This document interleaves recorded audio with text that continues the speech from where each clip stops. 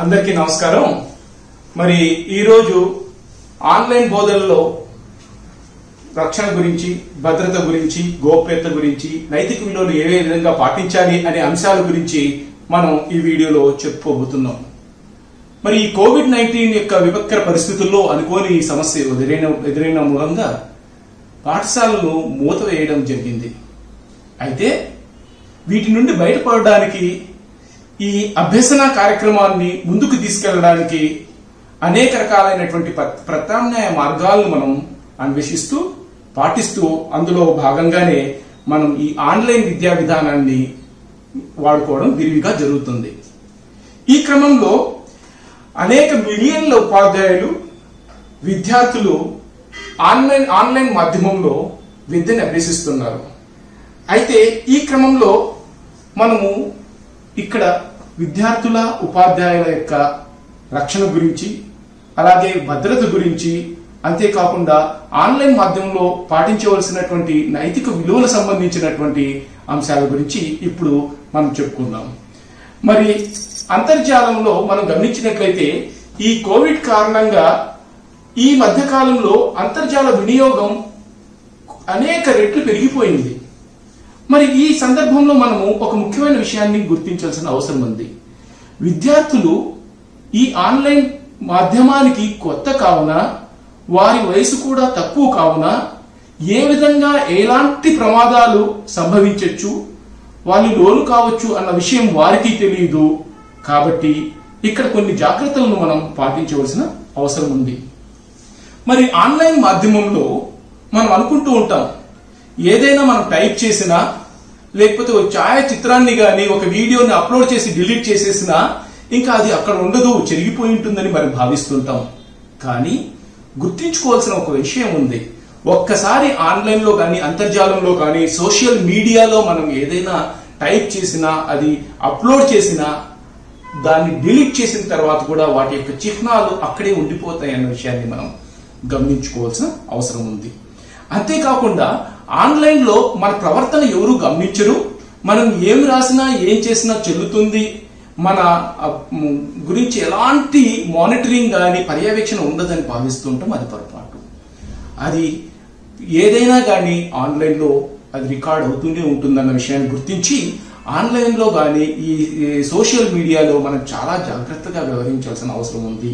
అంతేకాకుండా చాలా బాధ్యతాయుతంగా ఉండాలి। పెట్టే ప్రతి పోస్టుకి, బదలాయించే ప్రతి సమాచారానికి మనము ఎప్పుడూ కూడా బాధ్యతాయుతంగా ఉండవలసిన అవసరం ఉంది। అంతేకాకుండా ఆన్లైన్ లో ఈ జాలంలో మనము గౌరవంగా మెలగాలి। అంతేకాకుండా అంతర్జాల నియమాలకు అనుగుణంగా వాటి యొక్క నియమ నిబంధనలను మనం పాటిస్తూనే ఎప్పుడు వీటిలో మనం ఉపయోగపెట్టుకోవాల్సిన అవసరం ఉంది। అయితే ఒక విషయాన్ని ఇక్కడ గమనిద్దాం। ఉదాహరణకు ఒక విద్యార్థి ఏదో ఒక విహారానికి లేదా పిక్నిక్ ఎక్కడికో వెళ్ళి వస్తూ అక్కడ తీసుకున్న ఒక ఫోటోని సోషల్ మీడియాలో, ఈ సామాజిక మాధ్యమంలో అప్లోడ్ చేశాడు అనుకుందాం। మరి అలాంటి సందర్భంలో ఎవరైనా ఆ పోస్ట్ ని నెగిటివ్ గానో, ఆ వ్యక్తిని బాధ పెట్టేలాగా మనం కామెంట్ చేస్తే, ఇంకో అబ్బాయి గాని ఇంకో అమ్మాయి గాని చేసినట్టయితే దాన్ని మనం సైబర్ బులియింగ్ గా చెప్పుకుంటాం। మరి అంతేకాకుండా ఇక్కడ ఇంకో విషయాన్ని మనం తెలుసుకోవాల్సిన అవసరం ఉంది। ఏదో ఒక సమాచారాన్ని నువ్వు అంతర్జాలం నుంచి డౌన్లోడ్ చేసుకున్నారు మన పెన్ డ్రైవ్ లో అనుకుందాం। ఈ పెన్ డ్రైవ్ లో డౌన్లోడ్ చేసుకుని మన సిస్టమ్ కి లేదా మన కంప్యూటర్ కు, ల్యాప్టాప్ కు మనం కనెక్ట్ చేసిన తర్వాత వాటిలో మనం డౌన్లోడ్ చేసినటువంటి ఫైల్స్ తో పాటు అనవసరమైన ఫైల్స్ రావడం గాని, మన అవసరమైన ఫైల్స్ ఓపెన్ అవ్వకుండా, పని చేయకుండా ఆగిపోవడం గాని జరుగుతూ ఉంటుంది। మరి దీన్నే మనం ఏమంటుంటాం, వైరస్ సోకింది, వైరస్ వచ్చింది పెన్ డ్రైవ్ కి అనే విషయాన్ని కూడా మనం ఇక్కడ తెలుసుకోవాలి। అంతేకాకుండా ఇక్కడ ఇంకో ముఖ్యమైన విషయాన్ని మనం గమనించాల్సిన అవసరం ఉంది। కొన్ని సందర్భాల్లో మనం వింటుంటాం, పెద్ద సాఫ్ట్వేర్లు కానీ, లేకపోతే పెద్ద వెబ్సైట్స్ అనేవి హ్యాకింగ్ కి గురి అయ్యాయి అనే విషయాన్ని కూడా మనం వింటుంటాం। మరి ఈ హ్యాకింగ్ అంటే ఏంటి? హ్యాకింగ్ అనగానే ఈ అనవసరమైనటువంటి సాఫ్ట్వేర్లతో సరిగా పనిచేయకుండా ఈ వెబ్సైట్స్ ని మార్చడాన్ని మనం హ్యాకింగ్ గా చెప్పుకుంటూ ఉంటాం। మరి అంతేకాకుండా ఇలాంటి విపత్కరమైన పరిస్థితుల్లో ఈ సైబర్ రూపంలో ఉన్నటువంటి వివిధ సైబర్ ప్రపంచంలో కొన్ని జాగ్రత్తలు మనం పాటించాల్సిన అవసరం ఎంతైనా ఉంది. అప్పుడే మనం సురక్షితంగా ఉంటాం, భద్రతాయుతంగా ఉంటాం అనేది తెలుసుకోవాలి. వీటిలో కొన్ని మీకు సూచనలు చేస్తాను. వీటిని మనము ఇలాంటి జాగ్రత్తలు మనం ఎంతైనా పాటించాల్సి ఉంటుంది. అందులో మొదటిది, ఏదైనా కానీ, ఏ అకౌంట్ అయినా కానీ, అది ఈమెయిల్ అకౌంట్ కానీ, బ్యాంక్ అకౌంట్ కానీ, ఏదైనా ఒక ఖాతాని మీరు ఈ అంతర్జాల మాధ్యమంలో కానీ, ఈ సాంఘిక మాధ్యమాల్లో మీరు ఉపయోగపెట్టుకున్నప్పుడు, ఓపెన్ చేసినప్పుడు వాటికి మంచి బలమైనటువంటి పాస్వర్డ్ని ఇవ్వాలి. చాలా తేలికగా మీ పేరుతో కానీ, మీ డేట్ ఆఫ్ బర్త్తో కానీ, లేకపోతే ఊహించే విధంగా ఉన్నటువంటి పాస్వర్డ్స్ కాకుండా చాలా క్లిష్టమైనటువంటి బలమైనటువంటి పాస్వర్డ్స్ ని ఉంచుకోవాలి. అంతేకాకుండా ఇంకో ముఖ్యమైన విషయాన్ని గమనించాల్సిన అవసరం ఉంది. ఈ ఆన్లైన్ మాధ్యమాల్లో, అలాగే ఈ సామాజిక మాధ్యమాల్లో మనము అంతర్జాలంలో వాడేటప్పుడు ఎక్కడైనా కానీ మన వ్యక్తిగత సమాచారాన్ని జాగ్రత్తగా గోప్యంగా ఉంచుకోవాల్సిన అవసరం ఉంది. ఉదాహరణకు మన ఫోటోలు అనవసరమైనటువంటి వెబ్సైట్ లో ఇవ్వడం, మన పేరు, మన ఫోన్ నెంబర్లు, మన డేట్ ఆఫ్ బర్త్లు, అలాగే కొన్ని వ్యక్తిగత సమాచారాలు కానీ ఇలాంటివి మనము వాడేటప్పుడు చాలా జాగ్రత్తగా అది సరైనటువంటి వెబ్సైటా, అది నిజమైనటువంటి వెబ్సైటా, ఇక్కడ మనం ఆ సమాచారం ఇవ్వాల్సిన అవసరం ఎంతైనా ఉందా లేదే అనే విచక్షణపూర్వకంగా మనం మెలగవలసిన అవసరం ఉంది. అంతేకాకుండా ఇంకో ముఖ్యమైన విషయాన్ని మనం గమనిద్దాం. ఏ పోస్ట్ అయినా కానీ, ఏ అంశం మీద కానీ మనం పోస్ట్ చేస్తున్నాము అంటే దాని యొక్క బాధ్యత మనం తీసుకునే విధంగా, అందులో పాటించవలసిన నైతిక అంశాలన్నీ కూడా పాటించే విధంగా ఎప్పుడూ ఉండాలి. అంతేకాకుండా ఇక ఆన్లైన్ తరగతుల విషయానికి వచ్చినట్లయితే, ఎప్పుడైనా మన విద్యార్థులకు ఆన్లైన్ లో బోధిస్తున్నాము అంటే, విద్యార్థులు ఆన్లైన్ లో ఏదైనా చదువుకుంటున్నారు అంటే అప్పుడు ఖచ్చితంగా మనం వారిని ప్రత్యేకమైన పర్యవేక్షణలో ఉండాలి. వారి యొక్క స్క్రీన్ షేర్ చేస్తున్నారు, అలాగే అంతేకాకుండా విద్యార్థుల యొక్క సమాచారం ఏదైనా ఉన్నట్టయితే, వారి పేరు, ఫోటో కానీ, వారి యొక్క వీడియోస్ కానీ ఏదైనా ఉంటే అవసరమైతే తప్ప జాగ్రత్తగా అప్పుడు మాత్రమే మనము ఆన్లైన్ లో షేర్ చేయాల్సిన అవసరం ఉంటుంది తప్ప లేని పరిస్థితుల్లో మనం పూర్తి రకంగా జాగ్రత్తను పాటించాల్సిన అవసరం ఉంది. ఉదాహరణకు ఇంకొన్ని విషయాలు మనం కొన్ని సూచనలు చేస్తాను. ఎప్పుడు కూడా మనం అనుమతి లేదా లైసెన్స్ అనేది, ఈ విషయాన్ని మనం ముఖ్యంగా గుర్తుంచుకోవాల్సిన అవసరం ఎంతైనా ఉంది. అంటే ఏదైనా సాఫ్ట్వేర్ మనం వాడుతున్నప్పుడు దానికి అవసరమైనటువంటి లైసెన్స్ మన దగ్గర ఉందా లేదా, అంటే ఏదైనా సాఫ్ట్వేర్లు, ఒరిజినల్ సాఫ్ట్వేర్లు, లైసెన్స్డ్ సాఫ్ట్వేర్లని మనం వాడాలి. అనుమతి లేని సాఫ్ట్వేర్లను, సంబంధం లేనటువంటి థర్డ్ లేదా సెకండ్ పోర్టల్స్ నుంచి ఎప్పుడైనా మనం డౌన్లోడ్ చేసుకున్నట్టయితే వాటితో పాటు వైరస్లు కూడా వచ్చే అవకాశం ఉంది. వాటిని మనం వాడుకునే హక్కు లేనప్పుడు వాడడం అనేది అది నేరంగా కూడా గుర్తించుకోవాల్సిన అవసరం ఉంది. అందుకే ఒరిజినల్ కొనుగోలు చేసినటువంటి పాస్వర్డ్ వాడుకోవడం, లేని పరిస్థితుల్లో ఓపెన్ సోర్స్ సాఫ్ట్వేర్స్ అనేవి అందుబాటులో ఉంటాయి.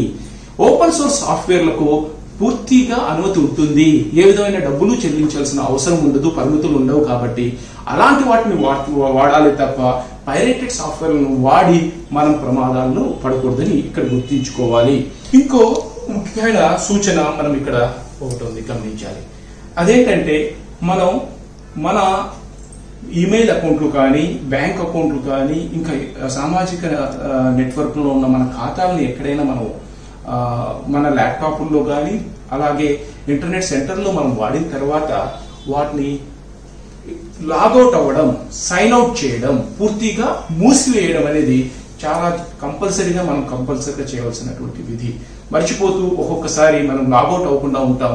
అది వేరే వారికి అవకాశంగా మారి మన అకౌంట్ హ్యాక్ కావడం కానీ, దుర్వినియోగపరచడం జరుగుతూ ఉంటుంది. అందుకే మనం గమనించవలసిన సైబర్ సేఫ్టీ అంటే కేవలం మన సమాచారాన్ని రక్షించుకోవడం అనే కాదు, మన కంప్యూటర్ని, మన సాఫ్ట్వేర్ని, మన డేటాని రక్షించుకోవడంతో పాటు వారు అనుమతి లేని విధంగా వేరే వాళ్ళు వాటిని యాక్సెస్ చేయకుండా, వాటిని దుర్వినియోగపరచుకోకుండా కూడా మనం ఈ సైబర్ సేఫ్టీలో ఉన్నటువంటి అంశం అనేది గుర్తించాలి. ఇంకో ముఖ్యమైన సూచన ఏంటంటే సమాచార ప్రసారణ ముద్రణ హక్కుల గురించి కూడా మనం ఇక్కడ కొన్నిసార్లు తెలుసుకోవాల్సిన అవసరం ఎంతైనా ఉంది. ఇంటర్నెట్ లో దొరికే ప్రతి వస్తువు కానీ, ప్రతి ఇమేజ్ కానీ, ప్రతి అంశము కూడా ఉచితంగా వచ్చేసిందని భావించుకోకూడదు. అందులోని ఛాయాచిత్రాలు, వీడియోలు, ఆడియోలకి కాపీ రైట్స్ అనేవి ఉంటాయి. వాటిని మనము తిరిగి ఉపయోగపెట్టుకోవాలి అంటే, షేర్ చేసుకోవాలి అంటే, మన అవసరాలకు వాడుకోవాలి అంటే వాటికి వినియోగించుకునే హక్కులు, రైట్స్ మనకు ఉన్నాయా లేదా అని పరిశీలించుకునే వాడాలి. కాపీరైటెడ్ వాటిని ఎలా పడితే అలా మనం వాడకూడదు. ఈ విషయాన్ని కూడా మనం గుర్తుపెట్టుకుని ఇంతకుముందు సాఫ్ట్వేర్ లో ఫ్రీ సాఫ్ట్వేర్స్ ఎలాగున్నాయో ఓపెన్ సోర్స్ సాఫ్ట్వేర్లు అనేది అలాగే మనం మన ఇంటర్నెట్ నుంచి డౌన్లోడ్ చేసిన అంశాల్లో కాపీరైటెడ్ ఫ్రీగా వాడుకునే విధంగా అనుమతి ఉందో లేదో చెక్ చేసుకుని వాటిని మాత్రమే మనం వాడుకోవాలి. లేకపోతే సమాచార ప్రసార మరియు ముద్రణ హక్కుల్ని మనం ఉల్లంఘించినటువంటి వారు అవుతాము. మరి ఇంకో విషయాన్ని గమనించాల్సిన అవసరం ఉంది. ఈ కోవిడ్ సందర్భంలో ఎక్కువ సమయము మనము ఈ డిజిటల్ ఎక్విప్మెంట్స్ మీద, ఉదాహరణకు మన computer, laptops, mobile phones, tablets మీద ఎక్కువసేపు మన విద్యార్థులు మనము గడపాల్సిన పరిస్థితి వస్తుంది.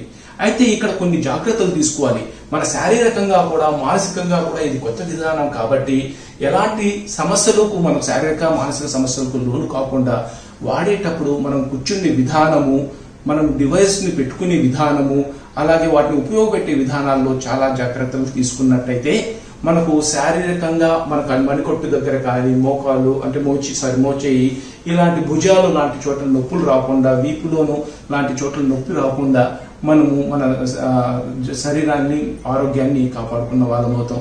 అంతేకాకుండా ఈ డిజిటల్ ఎక్విప్మెంట్స్ తో మనం పనిచేసేటప్పుడు కంటిన్యూస్ గా గంటలు పనిచేస్తున్నప్పుడు కొంతసేపు విరామం తీసుకోవడం, విశ్రాంతి తీసుకోవడం మధ్యలో చాలా అవసరమైన విషయం. కాబట్టి ఇలాంటి జాగ్రత్తలన్నీ మీరు పాటిస్తూ ఈ కోవిడ్-19 విపత్కర పరిస్థితుల్ని దాటివేసి వాటి మీద పోరాడి గెలుస్తూ ఈ అభ్యసన ప్రక్రియ ఎక్కడ కూడా ఆగకుండా నిరాకంటంగా సాగుతుందని మనవి చేసుకుంటూ నమస్కారం తెలియజేసుకుంటున్నాను.